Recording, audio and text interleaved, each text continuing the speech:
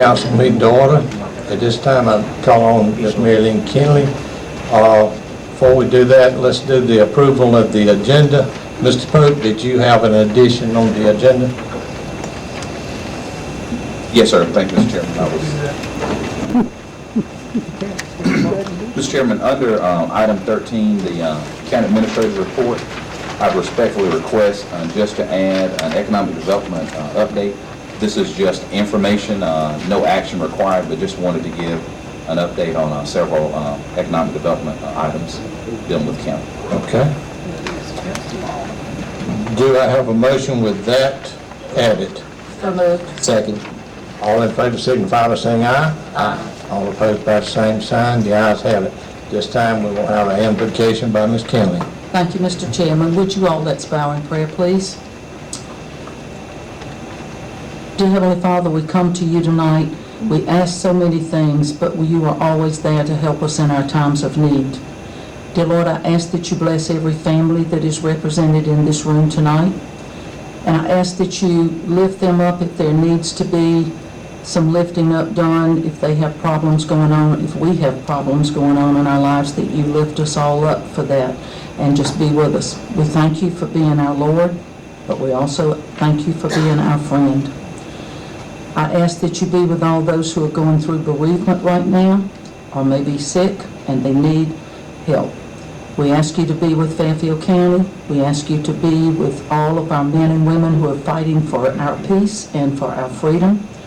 And dear Lord, we ask special prayers for our federal government at this time to make good decisions for our country so that we can move forward and not fall backwards. Be with us in our meeting tonight. Let all good communication take place. Let hearts and minds be at ease when we leave. All these things I ask in your precious name. Amen. Thank you, Ms. Kinley. This time I'll receive a motion to approve minutes of work session September 18, regular meeting 23rd, and special meeting on the 30th. So, second. All in favor signify by saying aye. Aye. All opposed by the same sign. The ayes have it. Ms. Brown, we're now down to public comment. If you would call the first name. Mr. Randy Bright is the first person to speak tonight on the subject of Neiman Marcus. Neiman Marcus prices, flea market goods and services. On a positive note, the mini audit covering the lost sales tax money did not reveal any Sarbanes-Oxley violations. This mini audit, however, did give us further insight into why our taxes are so excessive while our services are so poorly rated. In other words, spending thousands of dollars and causing much angst could have been prevented if we had followed simple accounting best practices, such as item line account for the sales tax, and also, as pointed out, the proper formulation for application of those taxes. High property taxes are, we have the third highest property tax rate of any county in the state. New businesses are going to be discouraged. Our home values are debased. Our nest egg, indeed, are reduced because of these high taxes. And further, our consumption power is limited by these high taxes, and there again, limiting our new businesses and limiting our further sales taxes and limiting future job growth. We are spending twice as much as other counties our size and just as much as counties twice our size. This will not win us new job growth. The South Carolina Association of Counties lists our county with the third highest property tax rate for 2012. For further perspective, our rate was 0.1823, while half the counties in the state were under 1%. This means hundreds of dollars out of the pockets of just about every family in this county, because it applies to renters who even pay more because of the higher rental rate as calculated in South Carolina. The Public Health Institute ranks our county at 33rd out of 46 counties in public health factors such as unemployment rate, high school graduation rate, quality of drinking water, and recreational access, which, by the way, will not be improved by expensive land for a 1-acre mini park or expensive incline football fields. The Lucy Burns Institute gives our government a D grade for transparency. While it has improved, we still get failing marks because we don't have everything online and we don't do it in real time. And I'm talking about low marks in budget, audits, contracts, lobbying, public records, and local taxes, a D grade. But we are improving. The Annie Casey Foundation ranks our county 35th out of 46 counties in child well-being, all government factors. The South Carolina Department of Revenue ranks our county in the second lowest tier in economic development. In other words, the state classifies us as least developed, all with high taxes. The South Carolina Department of Education states we spend the third most per pupil in the state, just over $16,000 per student in 2012. Yet, School Digger, however, rates our quality of education as 53rd in the state of all school districts. That was an improvement. The off-reference Zillow and Trulia real estate websites rank our schools in the bottom 20 to 30%. We will never get better until we run this county efficiently. Thank you. Thank you. Ms. Beth Jenkins, on the subject of FOIA results and lost findings.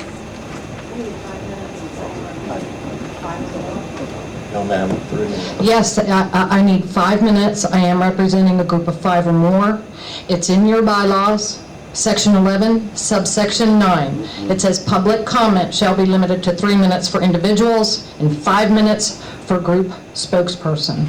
It's in your bylaws. If you're recognized, right. You were not recognized before the meeting started, you will have 3 minutes. How dare you not even follow your own rules? You are something else. This is just a reminder that you work for us. We're coming on 3 months with our interim administrator. We want to know what steps are being taken to recruit a full-time qualified permanent administrator. The job has not been listed on the county site. How do you expect to hire someone if you don't post the job? A poor job was done the last time, and we expect a top-notch job be done this time with background checks and proper vetting. Also, I am in receipt of copies of a reimbursement to a council member for stamps in the amount of $230. That was over and above the $795 a month they were getting. We need to know what additional reimbursements you people are getting. That should be transparent, and we need to know. Through a FOIA, I requested a copy of a contract between Parker Poe and Fairfield County for lobbying. It was in the amount of $1,500 a month. It was executed in February of 2011. This county's been paying $18,000 a year to Parker Poe to lobby on a magistrate matter, and it was for bill number 3077. I have 3 problems with this. As of January of this year, the bill has been dead, yet Parker Poe continues to bill us and accept payment. The bill is dead. $13,500 from January to now has been spent for no service that was provided. We need a refund from Parker Poe. There is also a proviso stating that source funds cannot be commingled with local government funds, such as the county's general fund, which is exactly where these checks have been written from. Problem, yes. Illegal? Yes, it appears to be. Should the contract be canceled immediately? Definitely. Mr. Ferguson, you are not doing your job as caretaker of the taxpayers' money. I also wrote a letter to the paper, and I need to correct myself. I stated that 3 out of the 5 past years our millages were increased. I was wrong. It's 5 out of the last 6 years our millages were increased.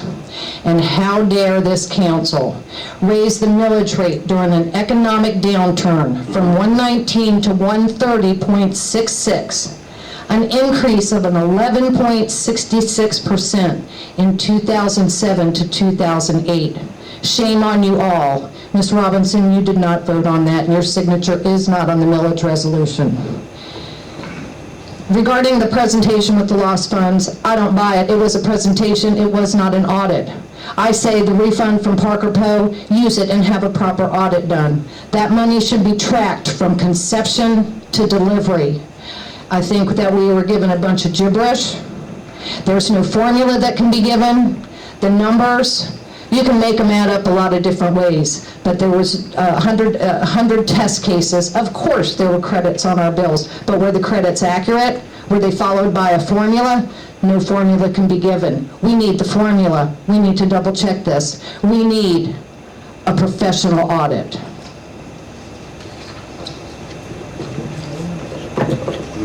Thank you. Mr. Jeff Schaefer, on the subject of variety of issues and several subjects. Meanwhile, we're all going to bring a sense of humor tonight. Enough of this killing everybody. Get a little one.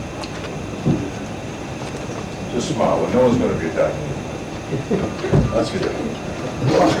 Okay, so, now you can start the clock, I guess. Let's start this evening off with a good sense of humor, and please don't take any statements made tonight as a personal attack. I don't think any of us mean to individualize the frustration. We just don't know who is accountable. And what we think are the major flaws. It's difficult to be polite and respectful and honest at the same time. I'll try to choose the most poignant words to make my point. If you give us a little more than the 3 minutes, we would be a lot more sweet-tempered in the choice of words we use.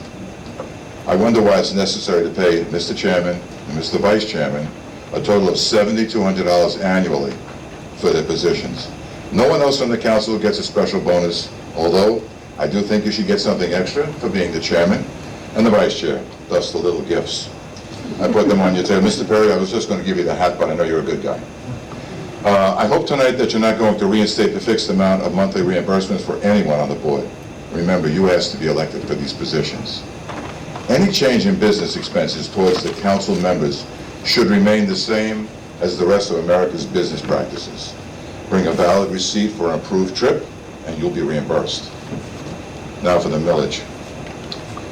Based on the U.S. Department of Commerce census report, can any one of you explain to me how it's possible for a town like Chesterfield, that has double our population and is geographically larger in square feet than Fairfield is, can and does operate with approximately 20% less county employees? Now keep this factual information in mind.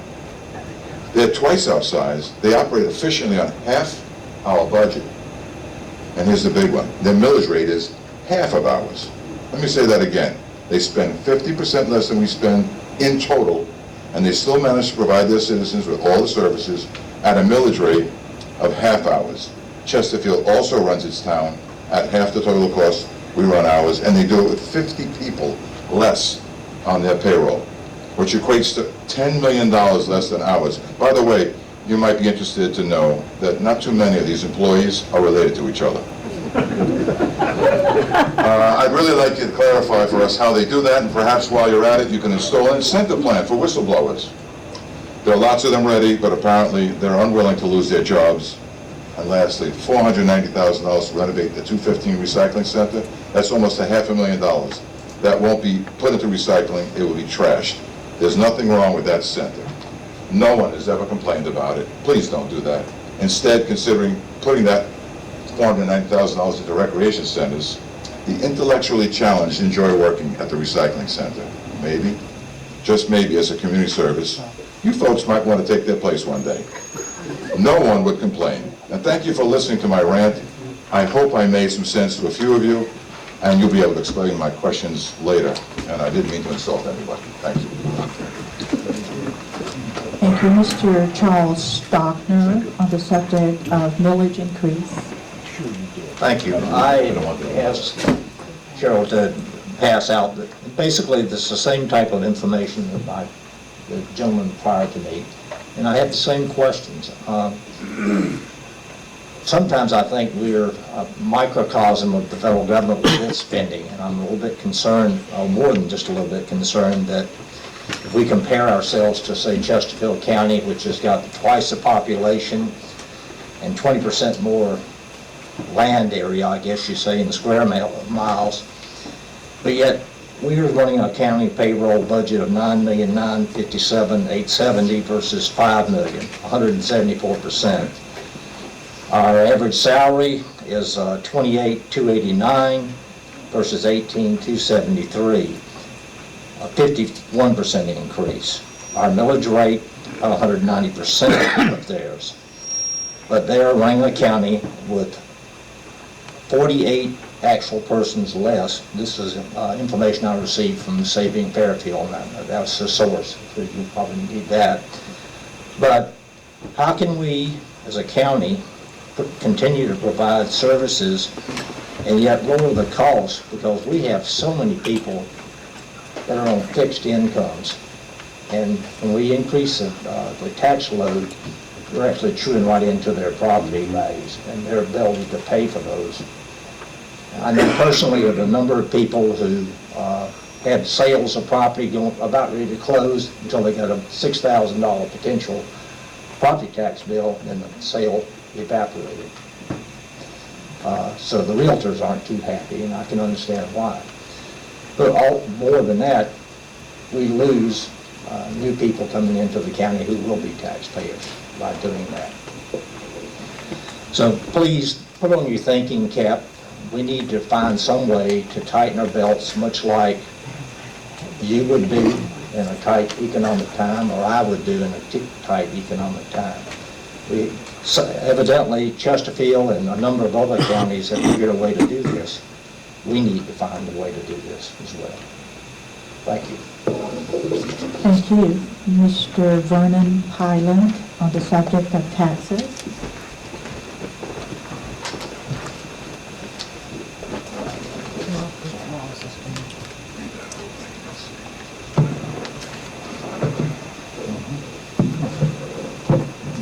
Council, fellow citizens, I'd like to talk about the Fairfield County taxes.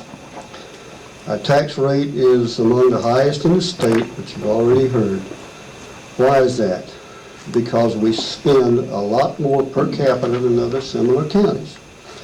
We have more employees. We pay these employees more than other counties of similar size.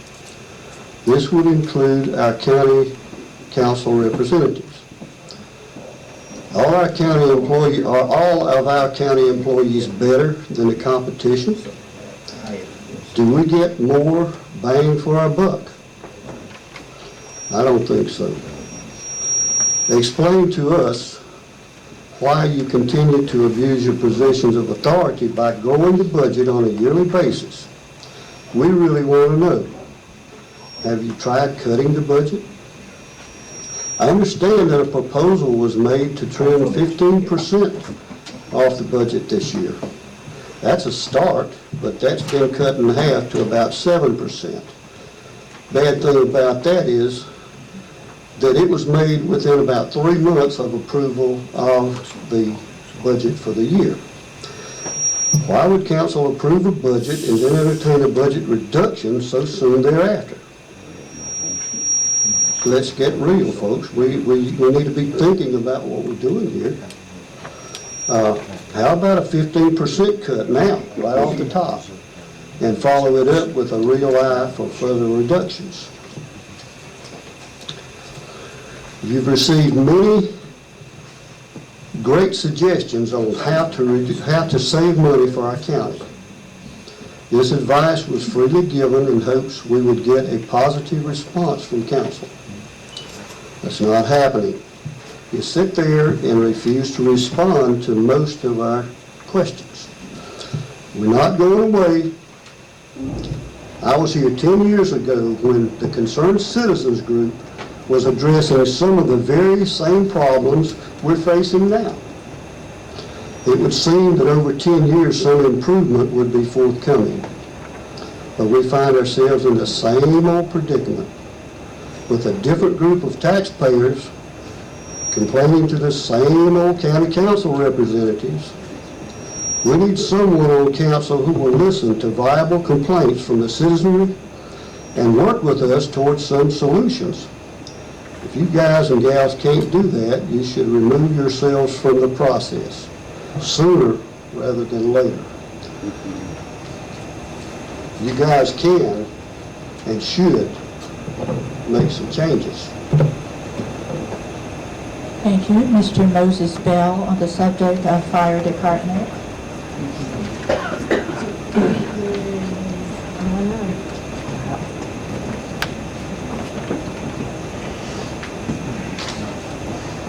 Thank you, Council, Mr. Pope, Ms. Brown.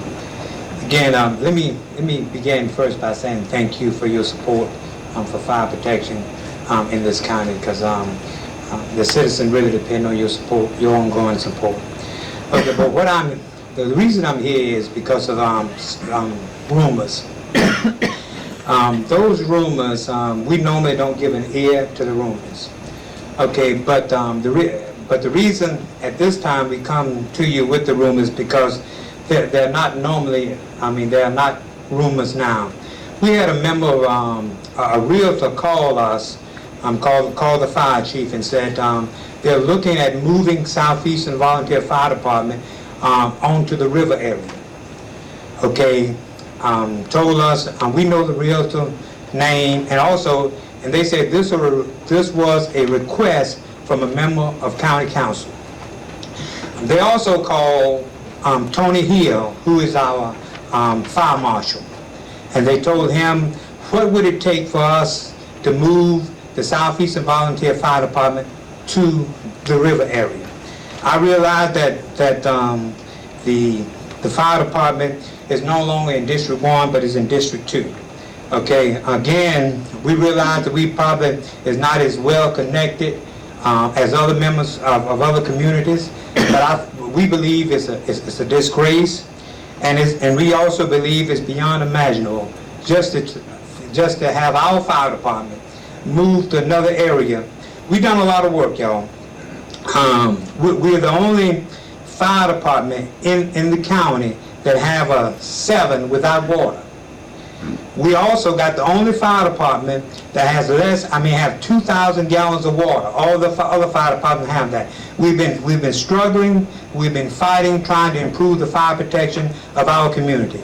And then we have, go-arounds trying to move our fire department from our community.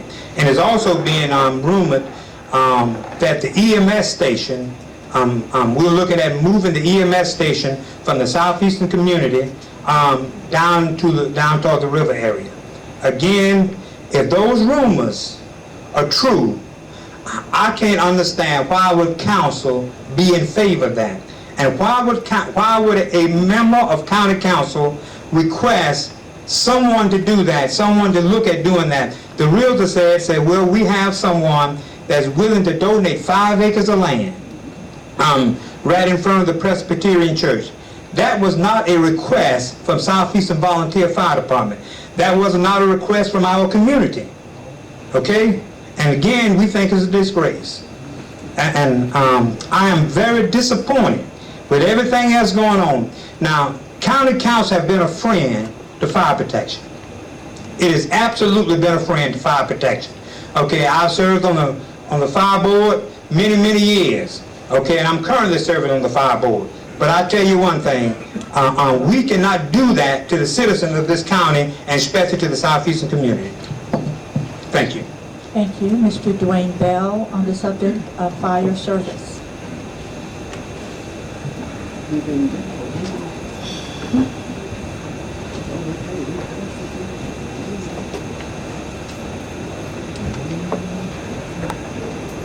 Good afternoon. I want to thank council for giving me this time to speak to you.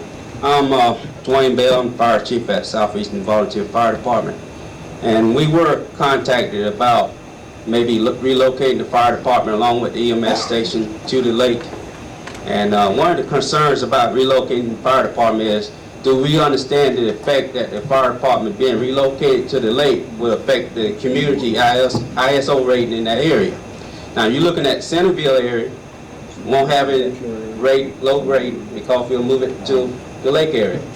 So when we start moving fire department and fire protection, we're going to affect the whole area down that way. So If you consider moving the EMS station, number one, did you consider the response time that EMS will have going to Centerville or going to Ridgeway? Did we do a study on that?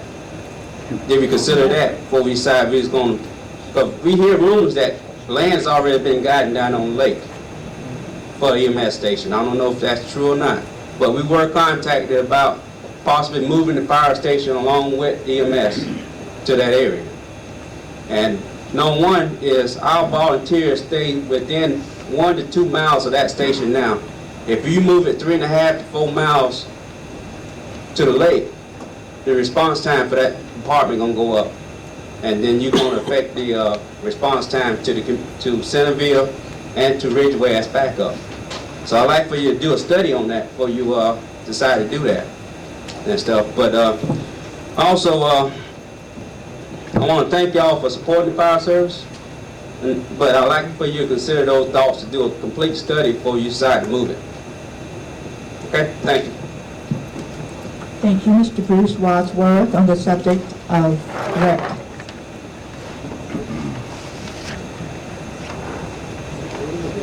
I won't need 3 minutes. I would like to thank Mr. Anderson for doing what Mr. Anderson said he was going to do for the Dolphins community. I'm glad to know that there's one person working in the county that we can count on. Thank you, Mr. Anderson. For the county board, I've asked you to come out, ride out into my neighborhood. I haven't seen anybody. The only person I've seen is our councilman. Do you care? You guys sit there like you're relaxed. You're comfortable. You sit there and you're looking at me like, we don't care what you want. I can tell you don't care what we want because we haven't gotten it. We haven't even gotten a start. We haven't even gotten answers. So continue to be comfortable just for a little while longer. Thank you, Mr. Mike Ward, on the subject of audit.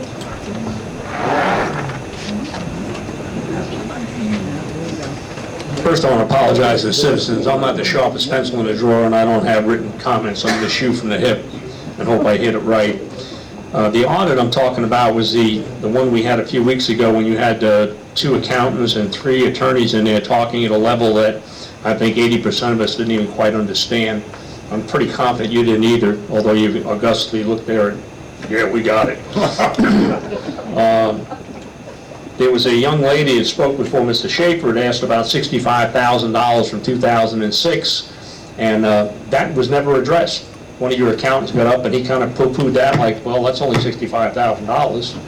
And yet we haven't got an answer in the publications in the papers, or tonight there's not a part of any of your minutes. So I'd like to know where that $65,000 went to. If it's not a lot of money, you can write me a check one time or do it in 6 parts, I don't care. The other thing is I volunteer for the boards and commissions, which I've heard nothing back from after about 5 weeks. And in there I read that I have to attend a certain amount of percentage of meetings or I'd be removed, because twice a year that's presented to you guys to see if somebody should stay on those boards and commissions. I have a question. Why do you have this guy Trapp's name up there? Is it Trap or Crap? I can't... I mean, he gets paid 100%, but shows up, what, 20% of the time? And you sit there and you're supposed to be in charge. Now, I spent a little time in a service. I didn't have many people underneath me, only about 400. And I kind of watched them pretty close if they didn't show up. And if they couldn't do their job, they got fired. And I think you might want to consider that. I know it's a pretty drastic move. And the other thing on the, when do these questions get answered? You've got us idiots coming up here and talking and laying stuff out, and you sit there, bat your eyes, and take a nap and whatever. When do they get answered? Is it done in a publication? Do you put out a newsletter? How does all this ever get, I mean, if it's not going to get redistributed or responded to, why in the world do you even have us come up here? Is it to make us look like fools? Or is it to make yourselves look like fools? Somebody's looking like a fool here. Have a good night. Thank you. Representative Mary Dale Douglas on the subject of repayment, insurance, and tuition. Mr. Chair, members of County Council, Mr. Pope, I take again the opportunity to come before you. Third time, hopefully, will be an impressionable time where you will respond to the letters and the requests that have been made by those the folks in this county. This is the third time that I have been to this podium to speak on the issue of the repayment of the insurance money that was taken or that was given to 3 county council members, and the tuition money that maybe he's at school, Mr. Trapp's at school, I'm not sure, but anyway, I understand that that has been stopped, so we're glad for that, and that was one of the victories that we have. As I look across this desk, even with the one that's gone, and it's just remarkable that he continues not to show up, but 102 years, I'm told, somebody has spent the time to calculate 102 years of cumulative time that we have floated you as a county council. That's a pile of money that's gone over the dam. September 25th was the deadline that was given to you, the 3 of you, and to Mr. Heinley, I must add, to respond. As I've listened to, and I'll add this as a sidebar, as I've listened to a lot of the comments that have been made and the 10 people that were prior to me, responsiveness is an issue and a problem that apparently this council has. You don't seem to have the belief or the willingness to respond to people when they come to this podium, when they take the time to bring an issue to you, and then you have total disregard for that. So what I want to say to the people in this county tonight is that as of this date, there has been no response. Since September 25th, I cannot count the number of calls and the number of emails that I have gotten asking, what did they say? How are they going to pay the money back? Not one response has come. This to me smacks in the face of responsiveness to the people that live in the walls of Fairfield County. Do you think this one's going to go away like the Concerned Citizens Group did? Because that's what you counted on then, and it happened. They threw their hands up in the air when they saw that nothing new was going to happen, or nothing different that was going to happen. I'm going to tell you, you can count on the group that is behind this movement now. It's not going away. People throughout this county continue to be outraged, and I'm putting it mildly, at your belief and your behavior that you can do as you please, when you please, and how you please. Saying that, allow this third time at the podium to serve notice that further legal action is in process. For you to simply ignore and not respond is not acceptable. This will be seen through to closure, and the notice that we give tonight is that the court system will now deal with that. You can look for papers to be served, and they will be served on behalf of the people in this county. There are in excess of 20 names that want to be plaintiffs in this legal action. So I tell you that as a courtesy to you tonight, and to inform the citizens of Fairfield County that this issue is not going away. Now you can beat it all you want, that you did it in good faith, that you didn't know that it was wrong, In 2005, I stood at this same podium and said to you, it was wrong then, it is still wrong now. The money that was paid to you needs to come back to this county. We don't expect anything less. Thank you. Thank you. That concludes the speakers for tonight.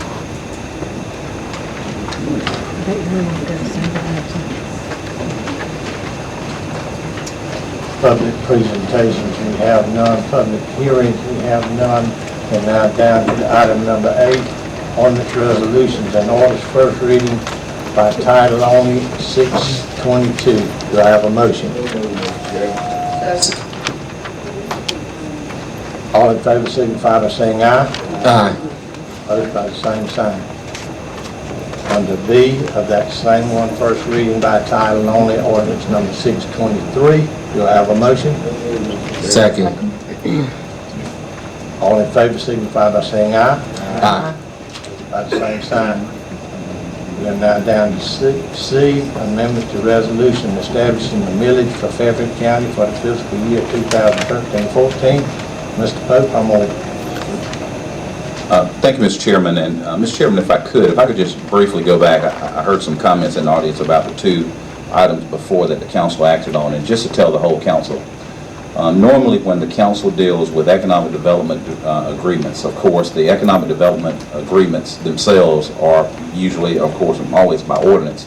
And so the full information will come generally, I think, on second reading with that. This just actually gets the information on the agenda. So you'll have the full ordinance, all of the information on the agenda upon second reading. It's customary practice to do this. We did the same thing when I was at previous local governments to do it that way. So this is not anything out of the ordinary with actually getting the information on the agenda and getting that information started. Mr. Chairman and council and citizens, the item C before you, which is actually an amendment resolution to establishing the millages for Fairfield County for the fiscal year 2013-2014, adopted May 13th, 2013. If you recall, at the local option sales tax session, and we will actually comment more on the recommendations. If you recall, there were observations and then there were recommendations made, and at that time, and I can't remember, but a citizen asked, well, what are you guys going to do with the recommendations that they provided? And my response was that will come back to the county council for a vote, and of course that will be voted on later tonight. However, in one of the items on the millage, of course, it was determined that how we go about the calculation needed to be changed. And one of those things was, of course, the reduction of the millage that needed to stop, and actually where the credit just went on the end of the tax bill. That's the process that we're moving forward. And so what this does, and the resolution is just a one ordinance, a one reading deal. It's not an ordinance, it's just one reading, but this actually follows through with that recommendation to do the calculation where it is corrected. We worked, my staff and I, our comptroller, other people in our finance department, we worked with the auditor to review the numbers. And of course, we're correcting that millage sheet. Also, in one of the notes, what we're adding a notation on the documentation that we're providing to the auditor is the same number that we were using, the $2.4 million, which is actually the local option sales tax credit. That, of course, will go on in the pot, if you will, for the total credit. That ties to what we used was actually a simple calculation or an average, if you will, of what we basically received over the past 7 years. And also, if you recall, there was actually a carry forward of, if I remember correctly, of $805 or over $800,000. So those are the first monies that we start with. You have to give that credit back first, and then of course using the simple average, and I thought that was the easiest way to do that. But we stuck with that same number. So if in the preceding year, if there is an overage on that, of course, that will be your beginning balance for the next year for the local option sales tax credit. So this is a way of beginning to adhere to the recommendations that were made to us as to how we account for the local option sales tax. Also, the gentleman that asked about the $65,000, if you recall, if you heard during the meeting, One of the things actually in the auditing from the state treasurer's office, there was an actual accounting to go back to actually marry up our documentation with the receipts from, or the remittances from the state treasurer's office. So that total amount was accounted for with that $65,000. So all of that was rolled into the bottom line credit of the, and I believe the number was 805. I have it here in my notes, but I think that's what the number was. So that is accounted for.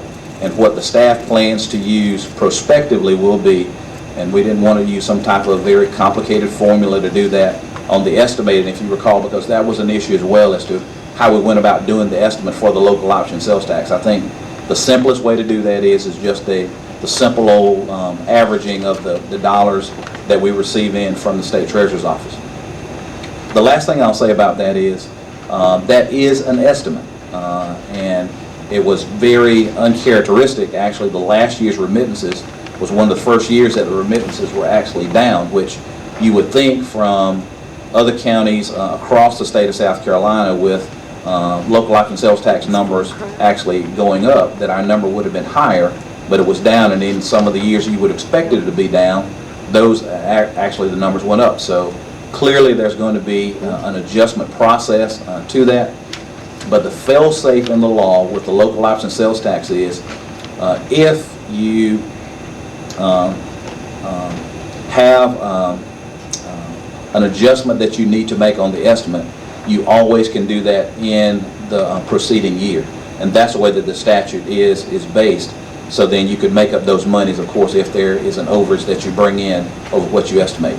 So, Mr. Chairman, that's an explanation, but this was the recommendation that was provided to us, is to calculate in this manner. Do I have a motion? Second. All in favor signify by saying aye. Aye. All opposed by the same sign, the ayes have it. Now down to boards and commissions. You saw on your email the information from the Library Commission.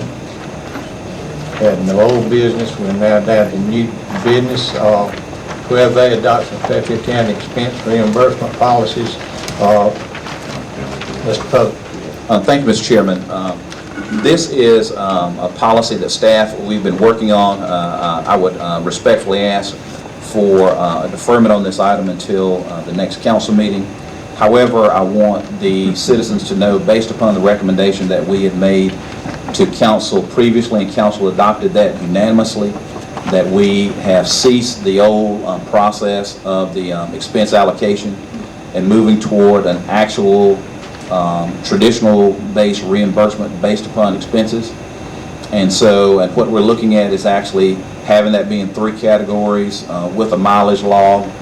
So of course, and there would be receipts that are provided in order to actually receive a reimbursement. So it'll be done more in the traditional sense of those receipts and documentation provided, and so that's the process that we're going to.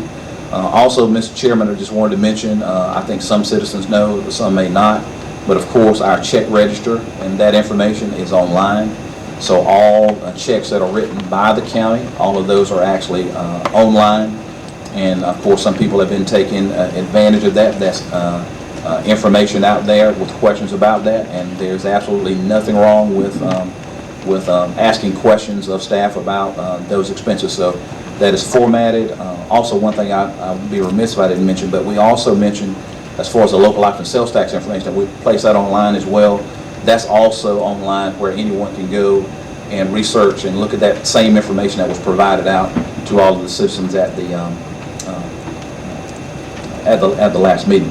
So, Mr. Chairman, my request is to give us one more meeting to actually firm up the policy, but that's what we're going to, is a straight reimbursement policy rather than the allocation regarding our reimbursement. Do I have a motion? Second. All in favor signify by saying aye. Aye. All opposed by the same sign. The ayes have it. Now to 12B, Mr. Pope. Yes, sir. Mr. Chairman, in your packet, if you refer to your packet, I I'd like to go through these. This is one of the things what I was referring to.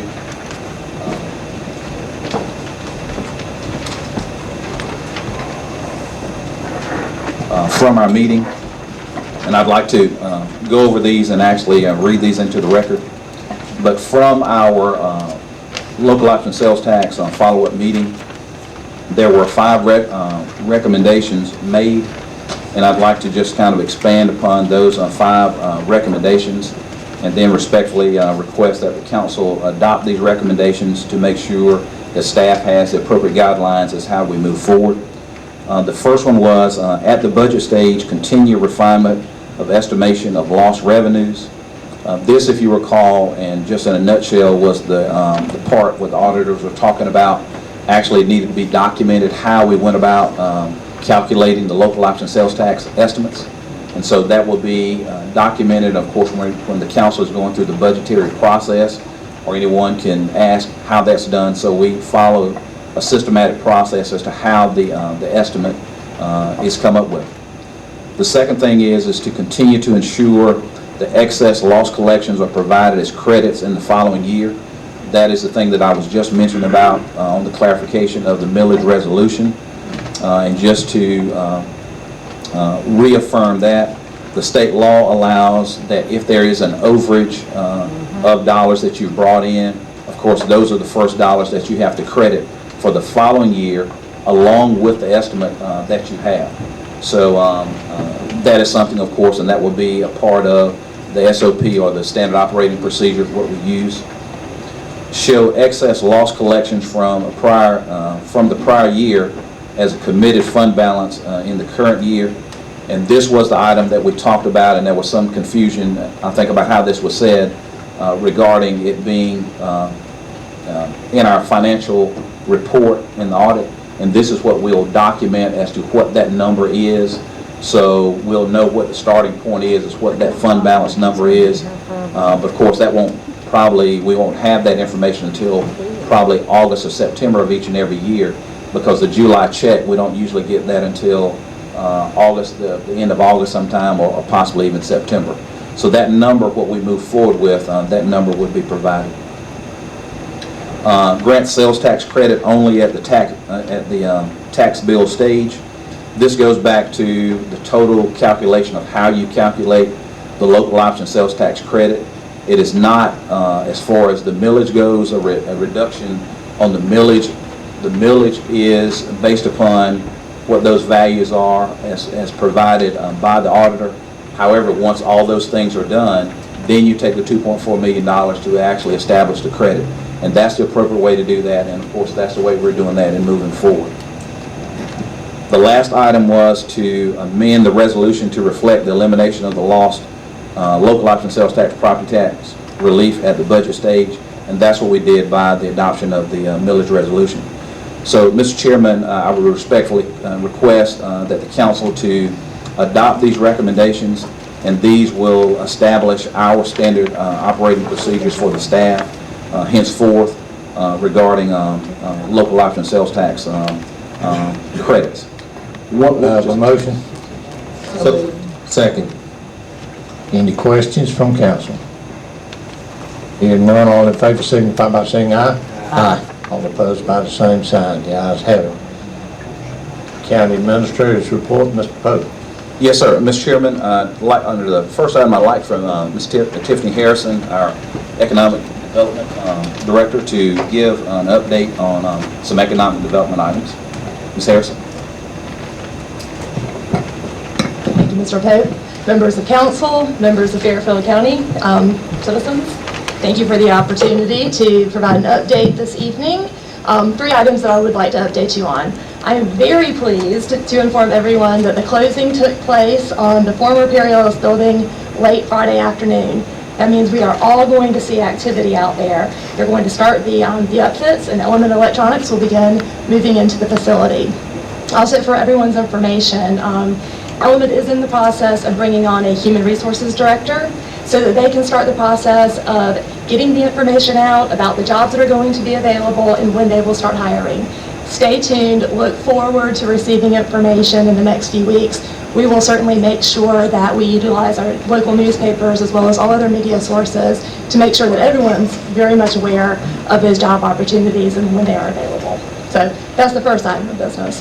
The second is I'm also very pleased to let everyone know that Fairfield County back several months ago joined partnership with the Chester County as well as York County to form the I-77 Corridor Alliance. That is a regional economic development alliance. It's a public-private partnership with the sole purpose of marketing a wonderful asset that we all share in common, which is the I-77 corridor.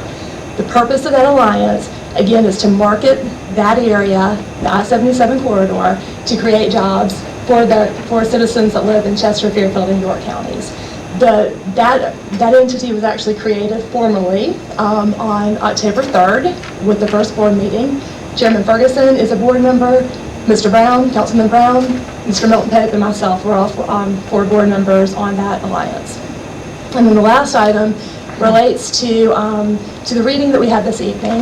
The county is partnering with Blaine Necro. We have the opportunity to locate an international company in the Walter Brown Industrial Park. And that company will invest $1.5 million and create some 25 jobs over the next 5 years. We very much look forward to providing additional information as that project continues to unfold, and that information will become forthcoming shortly. I'm happy to answer any questions. I would just like to say, Tiffany, that there was some rumors floating around, and I was certainly glad to get on Thursday the papers to sign for the old Perry Ellis building that has now come under the auspices of the county. The building is secured under the county's auspices, so as Tiffany said, from henceforth those potential 500 jobs will be announced, and we will try to fill as many of those with Fairfield County residents as we possibly can. And if I may add, Mr. Ferguson, absolutely. I know that everybody's been very anxious, waiting kind of what's going to happen. And this was sort of a cart before the horse announcement. That announcement was very much driven by the Walmart's Manufacturing Summit. They really wanted to announce that particular project there. Element's very much committed to locating in Winsboro. They're going to be here this week, and as I said, you all will see activity at the building. Be patient for a couple more weeks. Those job opportunities will, like I said, hit all the media sources that we can get it out to within the next few weeks. So. I do have a question on the board for the I-77 corridor. What's the opportunity? You're out of order. She asked if anybody had any questions. No, she asked the council, did we have any questions? She looked out here as... Thank you. Mr. Pope.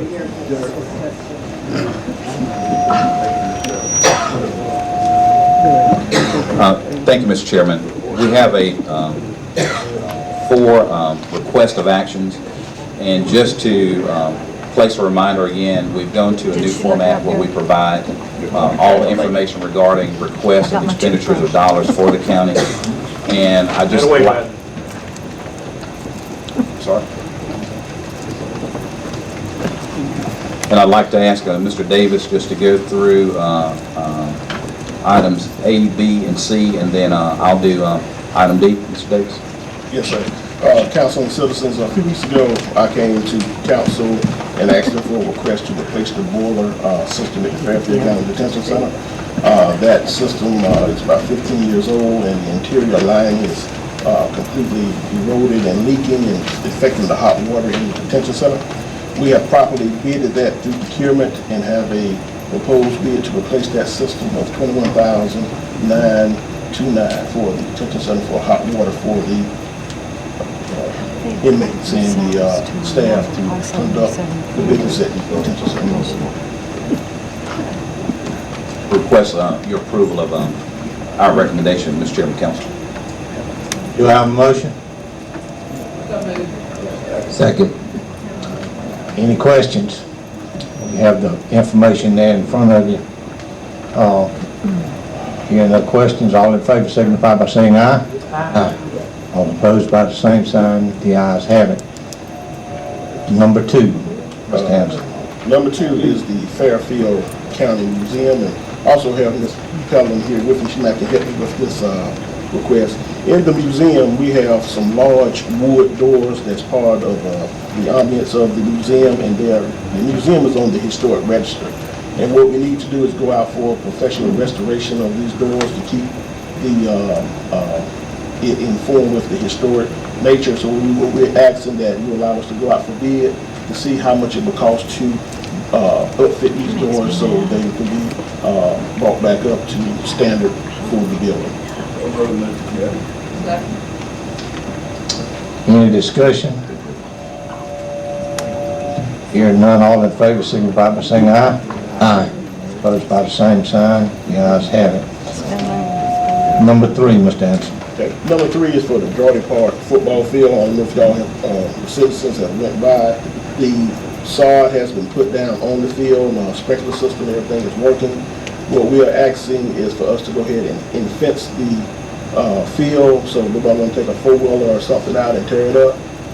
We're going to go ahead and get that done so the field can settle, and then at a later time we'll come back to council and go with the other upfit. So we've went out for bidding quotes on that, and the cheapest quote to fence the field is $38,275. Mr. Chairman? Yes, sir. There's just one other bit of information. Mr. Davis, if you could mention the liability situation that we were made aware of. Yes, sir. We also had the Association of Counties risk managers come up and take a look at the field, since it's going to be a new part because of how the field was designed and put in for the retaining wall. They do request that we put the fencing around so we don't have anyone playing off of the wall and that type of stuff.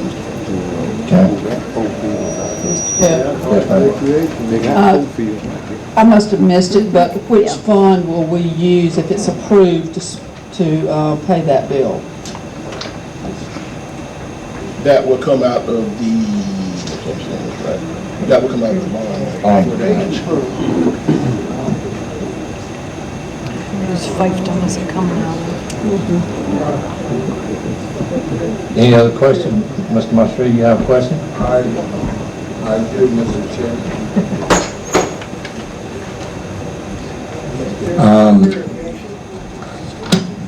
I did go through some of the paperwork for the Geordie Park, and it appears that project was approved for $228,725. Have already either been extended towards that project, and the balance of that is another $51,275,000. So between the $228,000 and then you add the $51,000 onto that, you got $280,000, and the project that you're asking for now is another $39,000 in addition to the prior money I just mentioned, because I just heard Ms. Robin ask a question. That's coming out of a different pot of money, if I heard right. Or if I heard I'm sorry, Ms. Robin, I heard Mr. Anderson. They don't know. Said that came out of the bond money. And my understanding was, before we voted, and I guess Mr. Traps also came out of the bond money for the land? I thought before that happened that we all were going to come together, look at all 7 of us projects, and put all of them before us, and vote them up or vote them down. But what we're doing, we're singling this out one person at a time, 2 weeks later, a month later, come and do another one. And I asked for what was criteria, how we would go into voting for each district, since everybody's going to vote for everybody's district and not knowing my district. What was that process? Now we're voting on 2 out of that money, and that's a total of $319,828. Mr. Chairman. Yes. 2 things. First, I want to respectfully respond to Councilman Masseria, and he is correct about the discussion about bringing all of the projects under consideration to get all of the cost estimates and quotes on that. As I understand, of course, before I partnered with the county, with the council, the item on the park actually. That land was actually already in play before I got here, and that was already kind of in the pipeline, if you will. The issue with the park here is, or this situation was another project, of course, that was already under consideration, of course, and I think there were, the former county administrator had actually approved an amount. It was a not-to-exceed amount, if I remember correctly. However, but I think that the fencing amount was actually going to come out of capital, not the bond. So the only thing that's actually been taken out of the bond, or will be taken out of the bond, and actually that wouldn't be taken out until, and I think it was tonight after the minutes were approved, was just that $15,000, but that was already going through the process now. But as far as the fencing goes, that will not come out of the bond. It's written down somewhere that it's coming out of the bond. Yes, sir, but what's supposed to... Mr. Anderson just... That's supposed to be actually, I think... That should be, So that's going into our budget and pulling that money out? Yes, sir, that's exactly correct. And so the 200 and not to exceed 228,000. I don't know if that was the correct number, but was it not to exceed? That's correct. Yes. I understand that you might not have been here when that was approved. Yes, sir. But that was not approved, in my opinion, to the council. That was approved